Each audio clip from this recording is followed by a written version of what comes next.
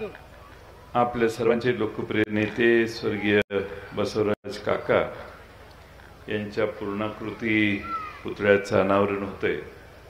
ते आदरणीय देशाचे नेते पवार साहेब, कर्नाटक राज्याचे मंत्री श्री शिवानंद पाटील साहेब, आपले लोकप्रिय खासदार विशालदादा पाटील, आमदार रोहित पाटील, आमदार अरुणअण्णा लाड, माजी आमदार विक्रमदादा सावंत, विलासराव जगताप साहेब, अनिताताई सगरे, बाळासाहेब बापू, चिमनभाऊ डांगे, दामाजी साखर कारखान्याचे चेअरमन शिवानंद पाटील,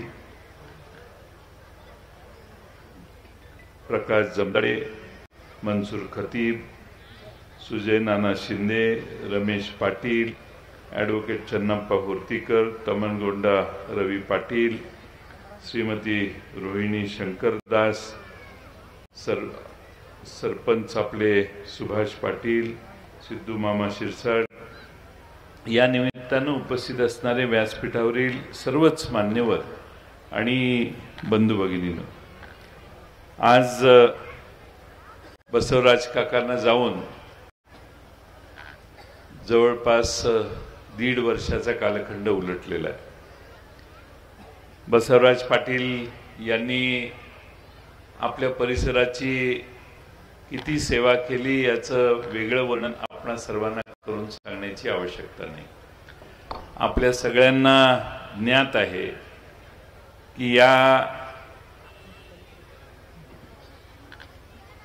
जतच्या पूर्व भागात संघर्ष करणारा नेता, जिल्ह्यातल्या विकासाला खेचून आणण्यासाठी हट्ट धरणारा नेता आणि जतच्या विकासासाठी ध्यास घेऊन आयुष्यभर ज्यांनी काम केलं ते बसवराज काका हे आपण सर्वांनी जवळून पाहिलेले। मगाशी त्या क्लिपमध्ये सांगितलं की प्रत्येक विषय अभ्यास करून ते बोलायचे। हे खरं आहे की कोणत्याही विषयात, मग शेतकऱ्यांचा विषय असो, शेतमजुरांचा विषय असो, विजेचा प्रश्न असो, रस्त्याचा प्रश्न असो, पाण्याचा प्रश्न असो, बसवराज काकांनी अभ्यासपूर्ण आपली भूमिका नेहमी मांडायचं काम केलं।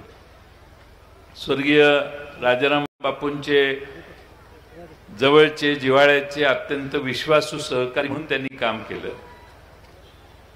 आज स्वर्गीय बसवराज काका यांनी वयाच्या 16व्या वर्षी राजकारणात बापूंच्या बरोबर काम करायला सुरुवात केली। तेव्हापासून आतापर्यंतचा इतिहास आपणा सर्वांना माहिती आहे। बसवराज काका बापूंच्या निधनानंतर नेहमी माझ्याकडे हट्ट करायचे की तुम्ही पूर्व भागात आलं पाहिजे, या भागात फिरलं पाहिजे, वेळ दिला पाहिजे। जिल्ह्यातल्या संघटनेची सगळ्यात जास्त काळजी जर कुणाला असायची तर बसवराज काकांना असायची। आज ते नाही आहेत, पण संघटक कसा असतो आणि आपल्या बरोबरच्या कार्यकर्त्यांना मदत करण्यासाठी 100 हेलपाटे घालायची तयारी बसवराज काकांची असायची। मधल्या काळात विलासराव जगताप साहेबांनी सांगितलं तसं जिल्हा परिषदेचे उपाध्यक्ष म्हणून त्यांनी अतिशय चांगलं काम केलं। पंचायत समितीमध्ये अतिशय उत्तम काम केलं। संस्था उभारणीचं काम त्यांनी अतिशय चांगलं केलं। आणि या सगळ्या काळात त्यांनी सत्तेत आपण आहोत की नाही याची कधी फिकीर केली नाही। स्वर्गीय बापूंच्या बरोबर विरोधी पक्षात राहून देखील त्यांनी संघर्ष केला। आपल्या बऱ्याचशा लोकांना माहित असेल या भागातल्या वीज या भागात आणण्याच्या प्रश्नापासून ते या भागात पाणी आणण्याच्या प्रश्नापर्यंत प्रत्येक आंदोलनात बसवराज काकांनी पुढाकार घेतला।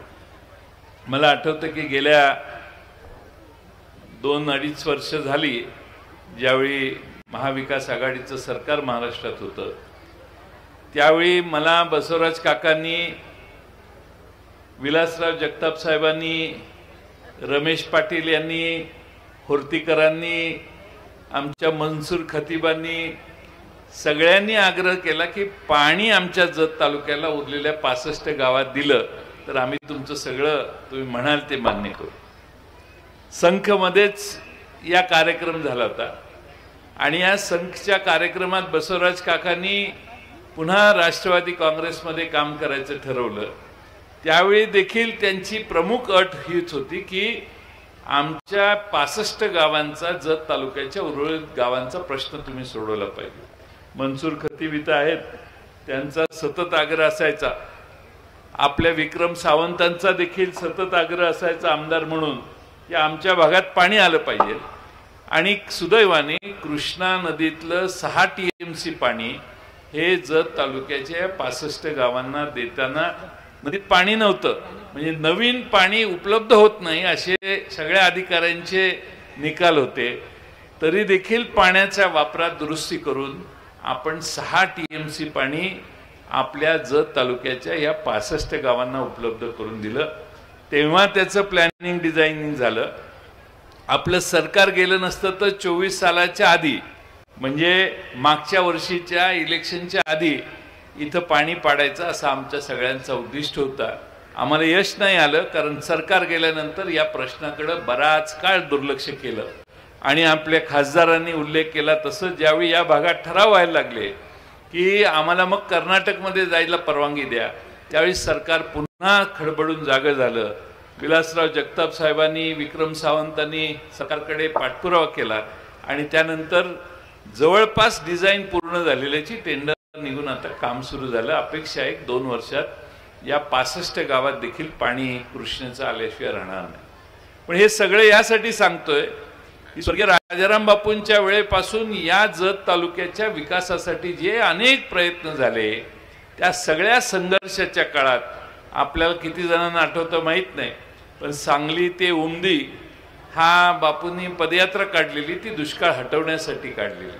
आणि म्हणून त्यावेळी सिद्धराम मुर्डी असतील दरीबडचीचे, आप्पासाहेब दुगानी जतचे होते, आपले कॉम्रेड होर्तीकर होते, आता चन्नप्पांचे घरातले त्यांचे चुलते, असे सगळे जुनी माणसं या भागातली, या कोपऱ्यातली, ज्यांना जतला पाणी यायचा पत्ता नाही, तर ह्या कोपऱ्यातल्या लोकांनी देखील त्यावेळी संघर्ष केला.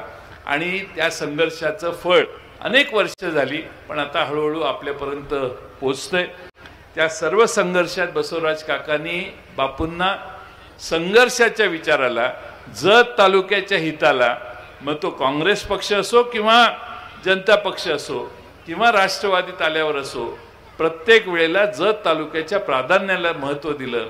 आणि म्हणून मला खात्री आहे की पवार साहेबांना सांगायला हरकत नाही की महाविकास आघाडीच्या काळात जसं इथं 6 TMC तसं टेंबूला 8 TMC पाणी देण्याचं काम आम्ही केलं.